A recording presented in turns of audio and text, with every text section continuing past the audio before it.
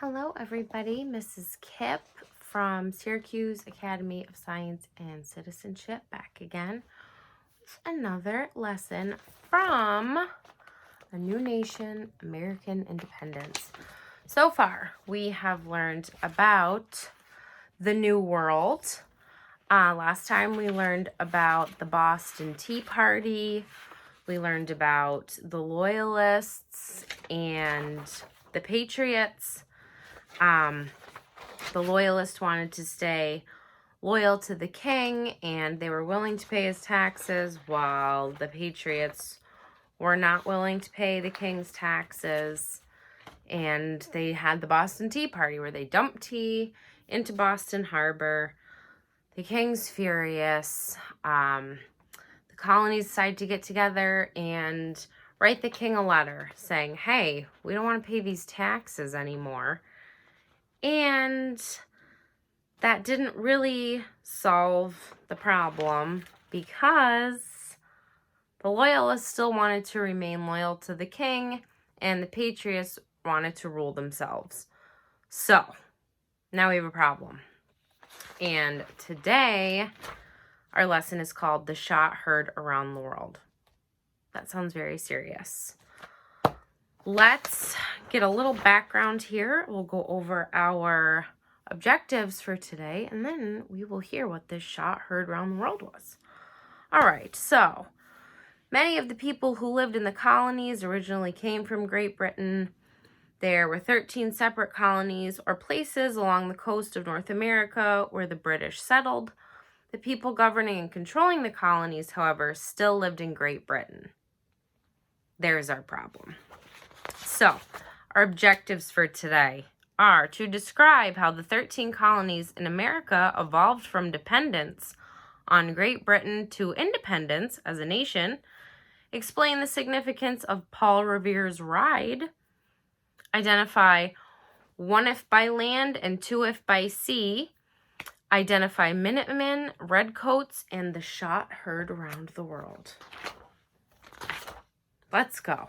I gotta know what happens. All right.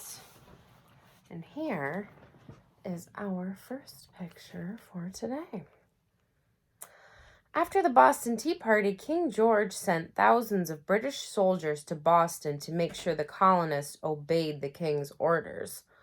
Obeyed means they wanted to make sure the colonists did as the king ordered them to do. They swarmed the streets of the city in their fancy red uniforms with shiny buttons, earning themselves the name the Redcoats. They carried weapons with them everywhere they went. They made the people of Boston very angry. The city no longer felt like home to them. They did not know whom to trust.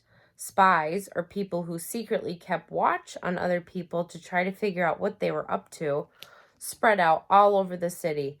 British soldiers disguised as colonists, and colonists disguised as British soldiers. There was lots of whispering in the streets as people kept secrets from one another. It was not very pleasant and even a little scary. I bet you don't know who's who or who you can trust. So this is a picture of Paul Revere. Let's find out who he is. Paul Revere was a silversmith living in Boston. As a silversmith, he was kept quite busy making and repairing silver dinnerware, candlesticks, and jewelry. A sign with a silver pitcher hung outside his shop on the town square. In those days, it was common for shopkeepers to hang signs above their doors with pictures of what could be bought inside their shops. One day, the door to his shop flew open, and a friend rushed over to Revere's side. The two men were both members of the Sons of Liberty, the group of patriots who had emptied tea into Boston's harbor. Ever since the Boston Tea Party, the colonists of Massachusetts had been hiding weapons, gunpowder, and cannonballs in neighboring towns. The British, afraid the colonists might be planning to attack them, captured the weapons whenever they learned where they were hidden.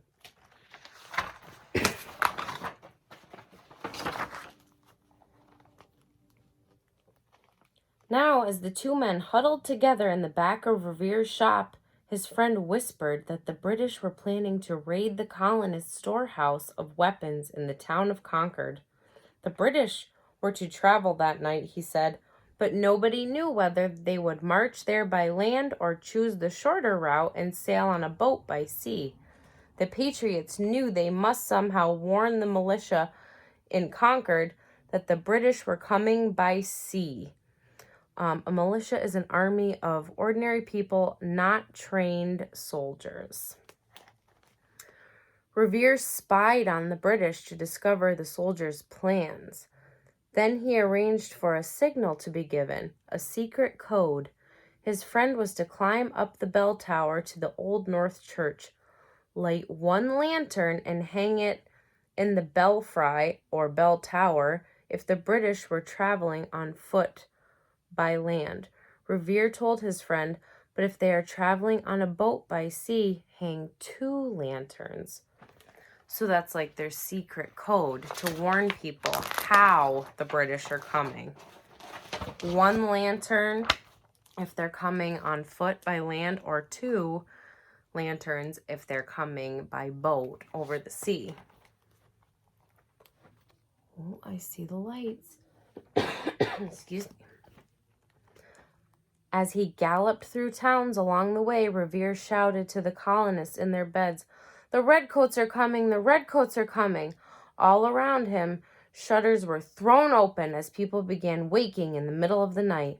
When Revere reached the town of Lexington with word of the approaching British troops, men hurried from their homes, joining one another with their muskets in the middle of the town. These men, known as Minutemen because they were expected to be ready to fight at a minute's notice, slept with their muskets and gunpowder beside their beds. So they were ready.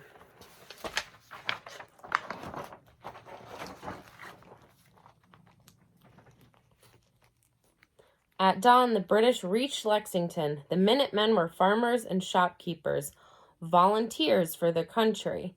Volunteers choose to do a job without being paid. Not trained soldiers. They looked ragged next to the well-dressed British soldiers, or Redcoats. In the confusion of the early morning hours, a shot was fired. Others fired back, and fighting continued throughout the morning. Finally, Minutemen were able to force the British to return to Boston, firing at them from behind rocks, trees, and fences all along the way. To this day, no one knows who fired the first shot that day. Nerves had been on edge since the Boston Tea Party, so it was not surprising that guns went off. That first shot was the beginning of a long war between the British and their American colonies. It's known as the shot heard around the world because not only did it change the life in the colonies, but it also changed things around the world in Great Britain, all the way across the Atlantic Ocean. That long war became known as the Revolutionary War. Could it be that the shot heard around the world rang out so loudly from the Massachusetts colony that it actually reached King George's ears that April morning? What do you think? Do you think the king could hear that all the way back in Great Britain? I don't know. I'm thinking probably not. But maybe, you never know. All right, that's all we get to hear for today. So let's go over some questions, and we'll have to wait until next time to find out what happens next. All right, what is the main topic of this read aloud?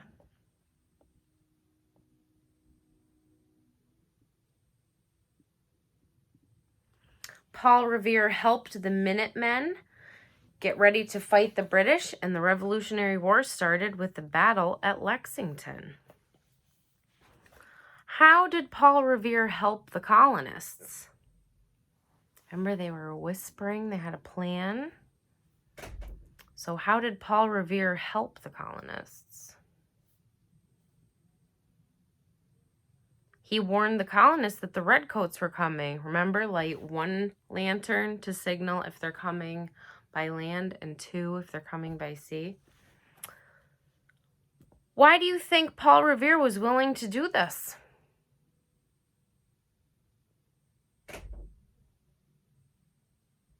because he was a patriot. He was not a loyalist that wanted to stay loyal to the king.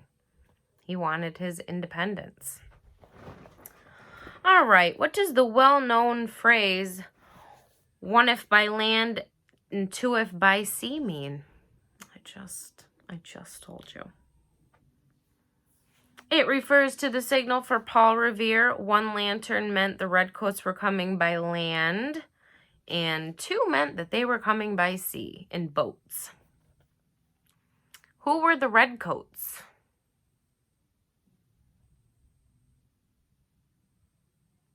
They were the British Army in their fancy red soldier suits.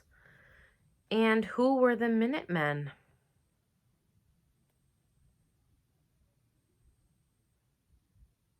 They were the colonists, the colonial militia. Remember, they weren't trained soldiers. Remember, it said they looked ragged next to the Redcoats. It still seemed to get the job done. All right, let's go over an important vocabulary word from today's lesson, and we will call it a day. In the read aloud, you heard the Minutemen were farmers and shopkeepers, volunteers for their country, not trained soldiers. So the important word is volunteers. Volunteers are people who do something without being paid or told to do so. There are many volunteers at the fire station. Have I ever asked for volunteers in the classroom? Can you think of some other places where volunteers might help out? My first graders know that I always ask for volunteers to take lunch countdown to the cafeteria mailbox, to deliver mail for me, to check my mailbox, to take care of the milk bucket, to deliver a message to Miss Diorio or Mr. Cognetti. And I don't pay my students for doing that for me. They volunteer to do it, to help me out. Some other places where you might see volunteers might be at an animal shelter. People volunteer their time to help out, maybe walk the dogs or feed the animals, and they don't get paid for that. They do that with the kindness of their heart. All right, I will describe a situation. If it describes people helping out without being paid or told to do something, you will say, they are volunteers. If it does not, you will say, they are not volunteers. Let's use our hand signals. Yes, they are volunteers. No, they are not volunteers. All right, number 1. Tony and John were paid $10 to rake the leaves in their neighbor's yard. Are they volunteers or not volunteers? They were paid $10. They are not volunteers. Number 2, Lisa and Pablo offered to pick up their litter on the playground. Yes, they are volunteers. They offered to do that, and they're not getting anything in return besides the satisfaction of doing something nice. Number 3, the teacher was amazed that 10 students asked if they could help clean up the art supplies.